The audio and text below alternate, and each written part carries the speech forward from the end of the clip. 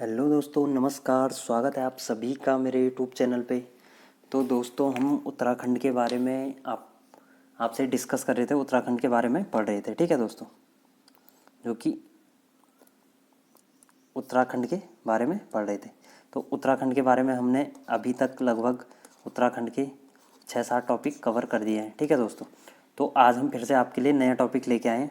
वो वाला टॉपिक है, हेडिंग डालिए, उत्तराखंड में मृदा। ठीक है, मृदा या मिट्टी जो भी है, ये उत्तराखंड की मिट्टी किस टाइप की है, किस टाइप की यहाँ पे रहती है, ठीक है। तो उत्तराखंड की मृदा जो है, अगर वीडियो में आगे बढ़ने से पहले अगर आपने वीडियो को लाइक नहीं किया तो लाइक कर दो यार, और अपने दोस्तों के साथ शेयर कर दो, और चैनल को सब्सक्राइब कर दो अगर आप नए हो तो।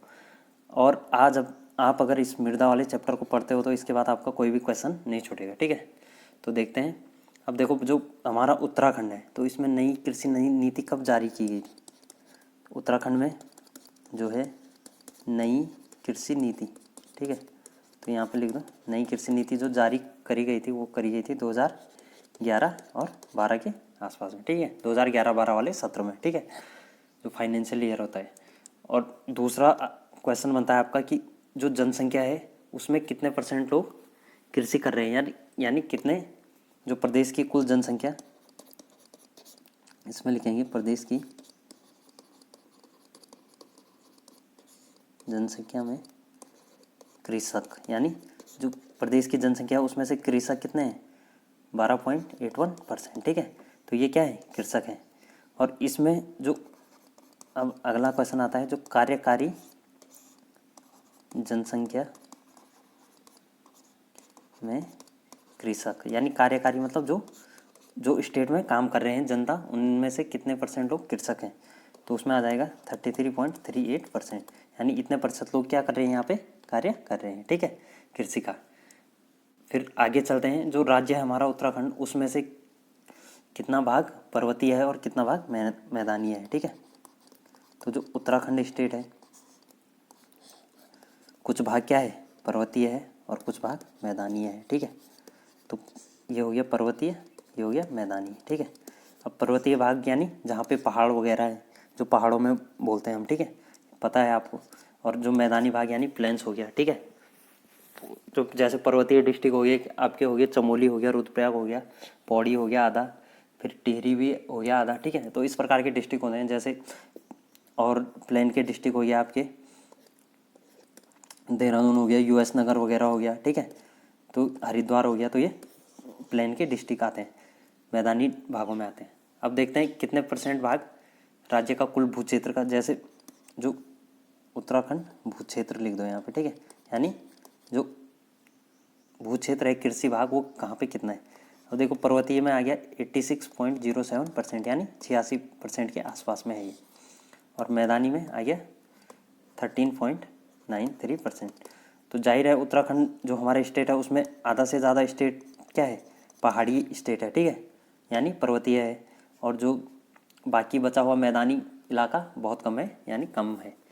अब चलते हैं, देखते हैं मृदा किस टाइप की है। अब देखो, जो उत्तराखंड में राज्य को भूक्षरण व पर्यावरण ह्रास को रोकने के लिए कौन सी योजना चलाई जा रही है, यहाँ पे लिख देंगे उत्तराखंड से, ठीक है, उत्तराखंड से रिलेटेड। पहला आइए आपका टॉपिक, जो उत्तराखंड में भूक्षरण रोकने के लिए योजना। तो जो भूक्षरण होता है, जो भू जैसे बारिश आती है मिट्टी में तो वो क्या होता है, उससे भूक्षरण होने लगता है धीरे धीरे, ठीक है, जो मिट्टी होती है वो बहने लगती है। तो इससे क्या होता है, पर्यावरण पे नुकसान होता है, ठीक है। तो इसको रोकने के लिए कौन सी योजना चलाई जा रही है, ये चलाई जा रही है आपकी ग्राम्या। तो ग्राम्या योजना बेसिकली क्या है, उत्तराखंड की जलागम विकास परियोजना है, यानी जलागम परियोजना इसको बोल सकते हैं, उत्तराखंड केंद्रीय जलागम विकास परियोजना, ठीक है, जलागम विकास परियोजना। तो जलागम विकास परियोजना में क्या क्या है, इसमें ग्राम्या योजना भी इसको बोलते हैं। तो इसमें उत्तराखंड में भूक्षरण रोकने के लिए यह योजना चलाई जा रही है, ठीक है। चलते हैं नेक्स्ट। अब देखो अगला जो है आपका जो ग्राम्य है, उसके बाद 15 जुलाई 2014 से 14 तक देहरादून, टिहरी, उत्तरकाशी, पौड़ी, रुद्रप्रयाग, अल्मोड़ा, पिथौरागढ़ व बागेश्वर के कितने वर्ग सेंटीमीटर में चलाई जा रही है, यानी ग्राम्य सेकंड योजना कहाँ पे चलाई जा रही है। तो ग्राम्य सेकंड योजना होगी आपकी, जैसे ग्राम्य वन फर्स्ट योजना थी उसमें सफलता मिली थी, तो जो ग्राम्य सेकंड योजना है वो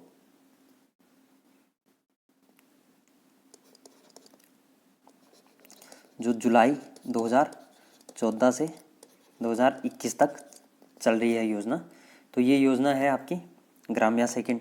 और यह कौन कौन सी डिस्ट्रिक्ट में चल रही है, ये हो गया आपका देहरादून डिस्ट्रिक्ट हो गया, टिहरी हो गया, उत्तरकाशी डिस्ट्रिक्ट हो गया आपका, और पौड़ी हो गया, रुद्रप्रयाग हो गया, पौड़ी हो गया, रुद्रप्रयाग डिस्ट्रिक्ट हो गया आपका, फिर अल्मोड़ा, पिथौरागढ़ व बागेश्वर। ठीक है, एक हो गया अल्मोड़ा, फिर हो गया पिथौरागढ़, फिर आ गया आपका बागेश्वर। ठीक है, तो ये जो डिस्ट्रिक्ट है यहाँ पे आपकी कौन सी योजना चल रही है, ग्राम्य सेकंड योजना, कब से 2014 से 2021 तक। ठीक है, चलते हैं नेक्स्ट। अब देखो अगला जो आ गया आपका राज्य में कितने प्रकार की जो मृदा है। ठीक है, तो राज्य में मृदाओं के प्रकार, राज्य में मृदा प्रकार, मृदा प्रकार। अब देखो मृदा किस किस टाइप की राज्य में है। ठीक है,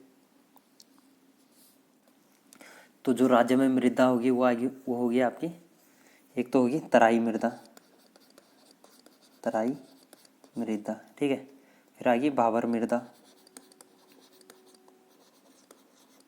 भावर मृदा। ठीक है, फिर टर्सियरी मृदा,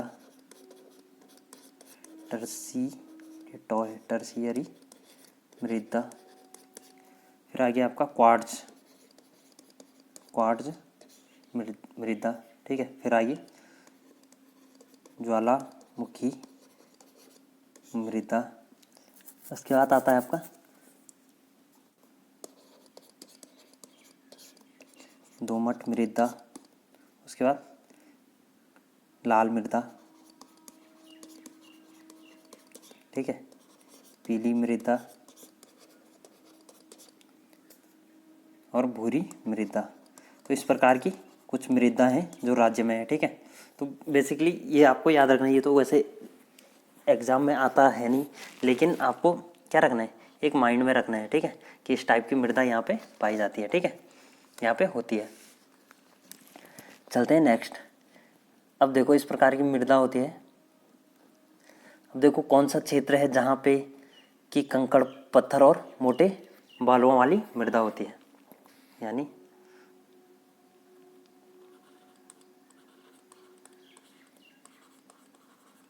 कंकड़ पत्थर व मोटी बालू वाली मृदा। तो कंकड़ पत्थर और मोटी बालू वाली मृदा ये होगी आपकी भाबर क्षेत्र में। ठीक है, जो भाबर क्षेत्र होता है वहाँ पे, भाबर जोनसार वाला क्षेत्र होता है, वहाँ पे क्या किस प्रकार की मृदा होती है, मोटी और जिसके कंकड़ पत्थर होते हैं जिस मृदा में। ठीक है दोस्तों,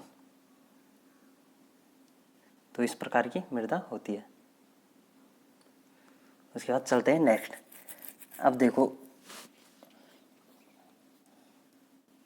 उसका देखो जो तराई क्षेत्र की मृदा है वो क्या होती है, महीन कण होती है। ठीक है, भाबर की अपेक्षा।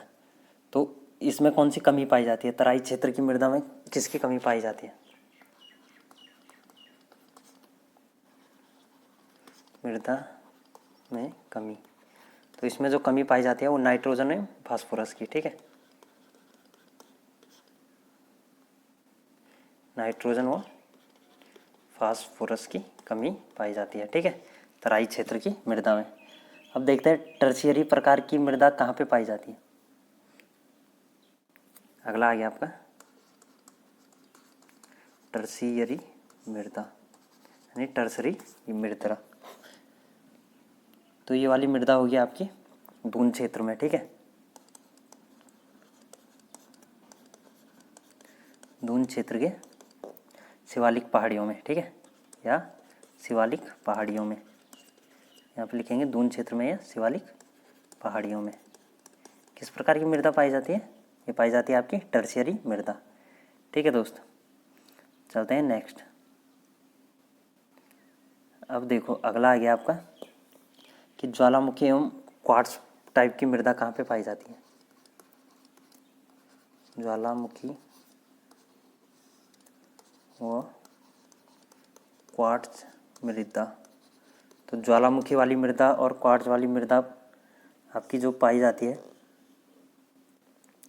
बेसिकली आपकी जो भीमताल है, नैनीताल में पाई जाती है। ठीक है, नैनीताल में यानी पीछे से लिख दो भीमताल वाले एरिया में। ठीक है, यानी नैनीताल डिस्ट्रिक्ट में कौन सी? ज्वालामुखी व क्वार्ट्ज मृदा। उसके बाद अगला आता है आपका दोमट मृदा कहाँ पे पाई जाती है? तो दोमट मृदा आपकी दून घाटी में, यहाँ पे लिखो दोमट मृदा। तो दोमट मृदा होता है आपकी दून घाटियों में। ठीक है, दून घाटी में पाई जाती है या शिवालिक के निचले ढालों में।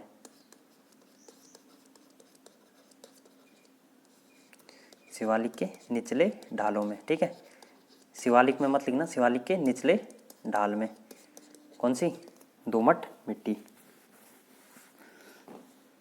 चलते हैं नेक्स्ट। अब देखो अगला आता है आपका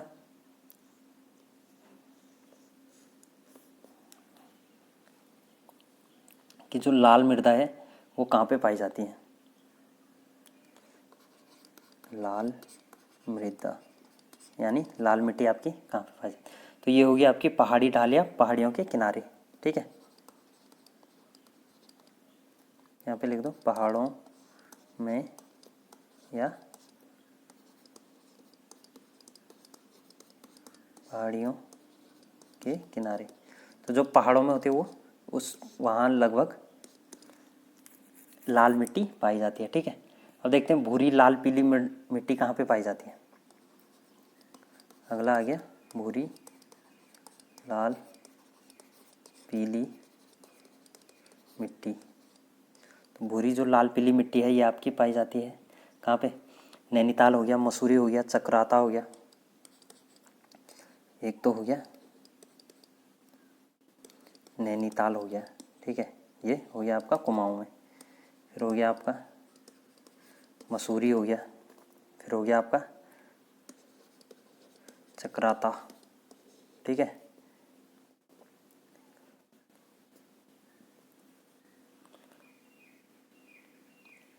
तो इस साइड ये पाई जाती है। और ये जो मिट्टी है वो किस टाइप की होती है? तो ये जो चूने के पत्थर टाइप की होती है और बलुआ पत्थर होता है, जो बलुआ पत्थर। ठीक है, जो बालू का पत्थर होता है या डोलोमाइट चट्टानों से निर्मित रहती है। ठीक है, डोलोमाइट चट्टान,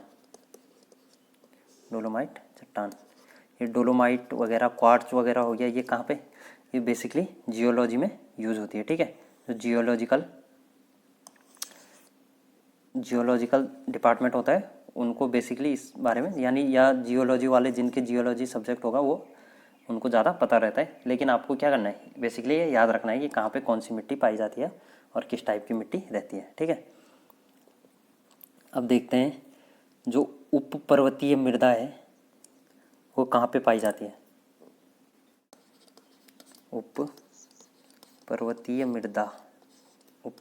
मृदा है जो आपकी, ये होगी आपकी कहाँ पे? जो घास के मैदानों में होती है। ठीक है, यानी बुग्याल बोलते हैं जिसको,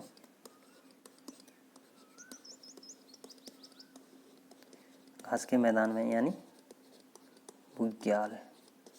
ठीक है, घास के मैदानों में या बुग्यालों में या निचले भागों के वनों में,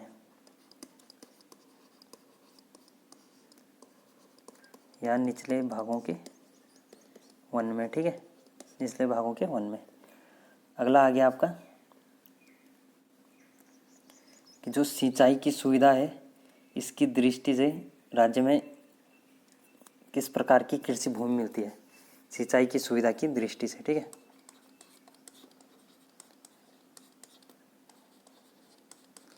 सिंचाई की सुविधा दृष्टि से राज्य में कृषि भूमि, तो राज्य में किस प्रकार की जो है कृषि भूमि है। तो ये पहला आ गया आपका